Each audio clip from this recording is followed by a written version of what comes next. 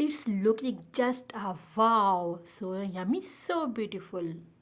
पुराने हो गए आलू के पकोड़े अब इस तरीके से इस रमज़ान अफ्तारी में आप लोग ये क्रिस्पी और क्रंची जिंगर फ्राइज़ बनाइए। मैं आपको गारंटी देती हूँ कि ये आपके रेसिपी बच्चों के साथ साथ बड़ों को भी पसंद आएगी।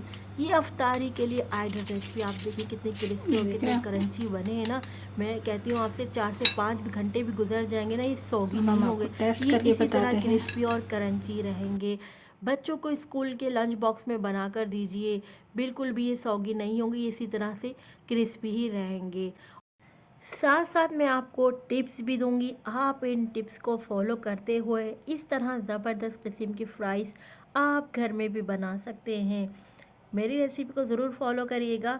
तो नए देखने वालों से रिक्वेस्ट है कि डेली के जायके को सब्सक्राइब कर लें, बेल के बटन को ज़रूर प्रेस करें। रेसिपी अच्छी लगे तो प्लीज़ लाइक शेयर ज़रूर किया करें।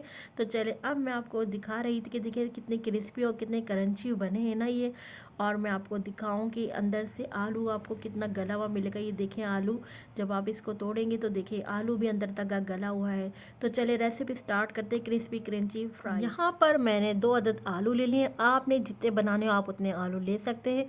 अब हम इसके फ्रेंच फ्राइज़ कर लेते हैं। पहले हम इस तरह से स्लाइस इस तरह कर लेंगे। देखिए हमने इसको आधे 1 इंच तक काटना है, फिर यहाँ से इसके एजेस काट लेंगे। फिर इस तरह हम इनको फ्राइज़ की शेप दे लेंगे। इस तरह हम काट लेंगे। ज़्यादा ना तो मोटे काटने हैं आपने, ना ज़्यादा पतले काटने हैं, बिल्कुल आपने मीडियम साइज़ रखने हैं यहाँ पर।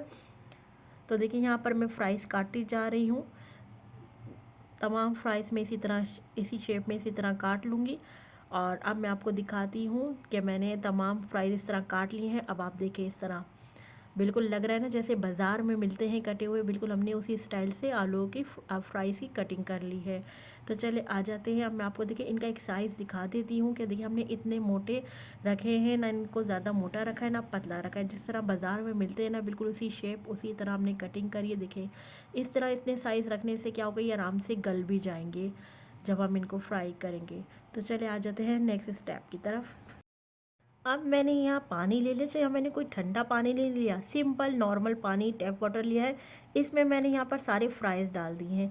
अब मैं क्या करूँगी, मैं अब इसको अच्छी तरह से वॉश करूँगी। तकरीबन 3 से 4 बार अच्छी तरह मैं पानी से वॉश करूँगी, ताकि पानी जो देखिए हमें इस तरह बिल्कुल क्लियर वाइट मिल जाए, यानी जो आलू का स्टार्च है वो सारा रिमूव हो जाए। अब हम यहाँ पर बैटर तैयार कर लेते हैं। इसके लिए मैंने 1 कप मैदा ले लिया है और 1 टीस्पून मैंने नमक ले लिया है।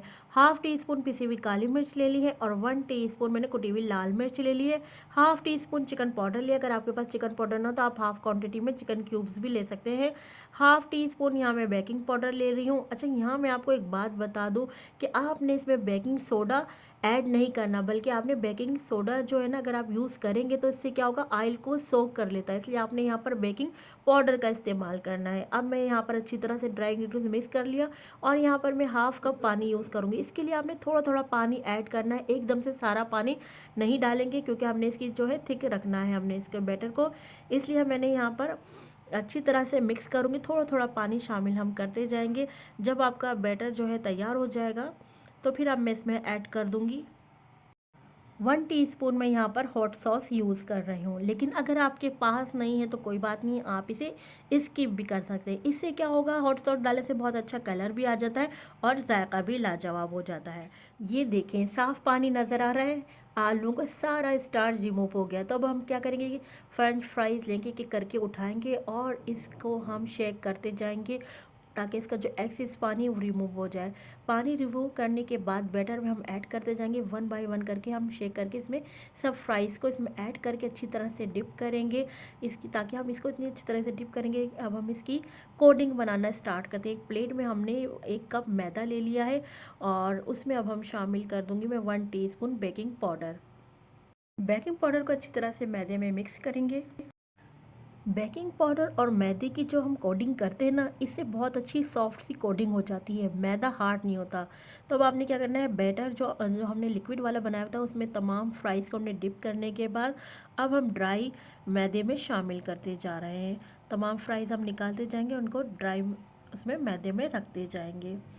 अच्छा, अब आपने यहाँ पर जो है देखिएगा कि मैं किस तरह इनको इसके ऊपर अप्लाई करती हूँ। देखिए हमने यहाँ पर हाथ से बिल्कुल हल्के हल्के हाथ से इस तरह अच्छी तरह हमने इसको इसके ऊपर हमने मैदा डालते जाना है। दोनों मिक्सचर आप दिख रहे हैं, हमने ड्राई और मिक्सचर में और लिक्विड मिक्सचर दोनों में हमने बेकिंग पाउडर का इस्तेमाल किया है, बेकिंग सोडे का नहीं। तो यहाँ पर आप देखिए हम कर्म्स बना रहे हैं, तो इस तरह आप देख रहे हैं मेरे हाथों की मूवमेंट चेक करें कि मैं हल्के हल्के हाथ से कर रही हूँ।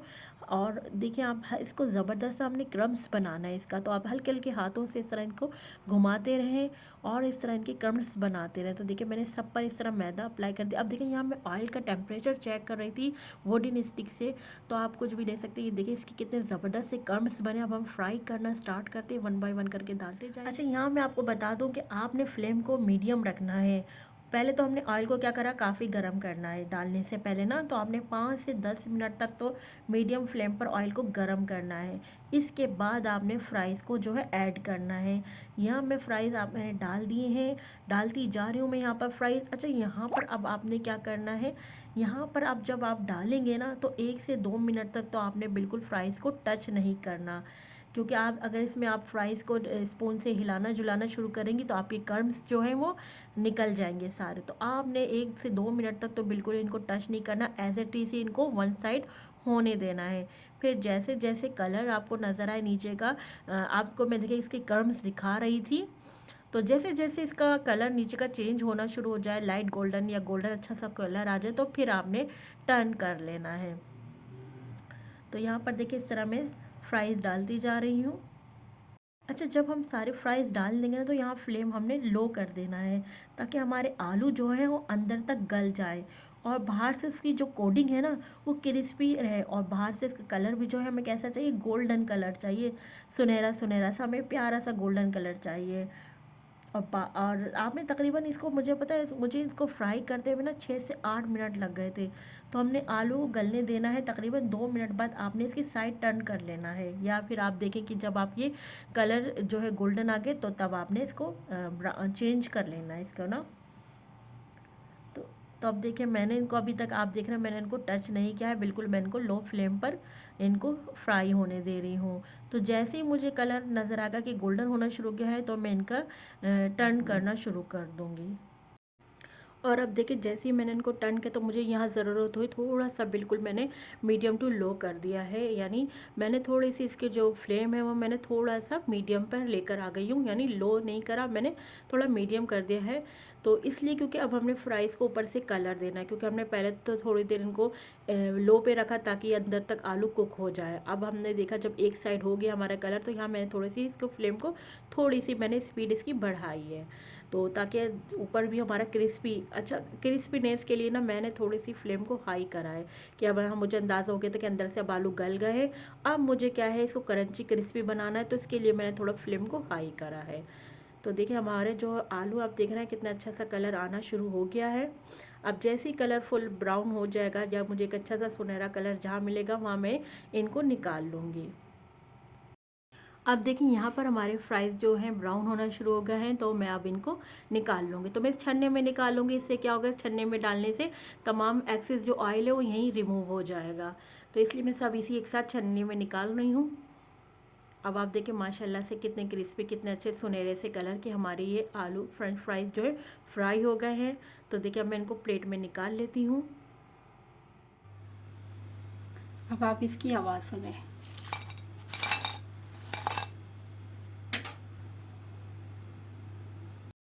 अच्छा, यहाँ मैं दूसरे तरीके से यानी फ्राई करूँगी, यहाँ मैं डबल कोटिंग कर रही हूँ, यानी एक बार मैंने लिक्विड बैटर में डालने के बाद फिर ड्राई बैटर में डाला, फिर मैंने लिक्विड बैटर में डाल के दोबारा अगेन ड्राई बैटर में डाला, और इस तरह मैं इनको हिला जुला के इनके ऊपर कर्म्स को इस तरह करना चाह रही हूँ कि कर्म्स कोड हो जाए। अच्छा, मेरा ऑयल जो है यहाँ पर गर्म है, तो अब मैं ऑयल में डालना स्टार्ट करती हूँ।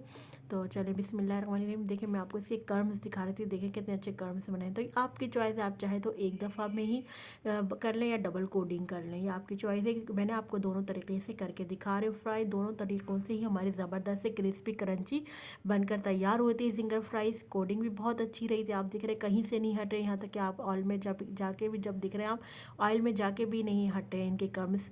तो बस आपने इसी बात का ख्याल करना है कि आपने शुरू में तो बिल्कुल स्पून नहीं चलाना, जब आप देखें एक तरफ से फ्राई हो गए फिर आपने स्पून चलाना है। तो देखिए मैं इनको इस वीडियो को मैं फॉरवर्ड करके आपको जल्दी जल्दी दिखा रही थी कि देखिए ये वाला पेज भी हमारा, सेकंड पेज भी फ्राई हो गया डबल कोडिंग वाला।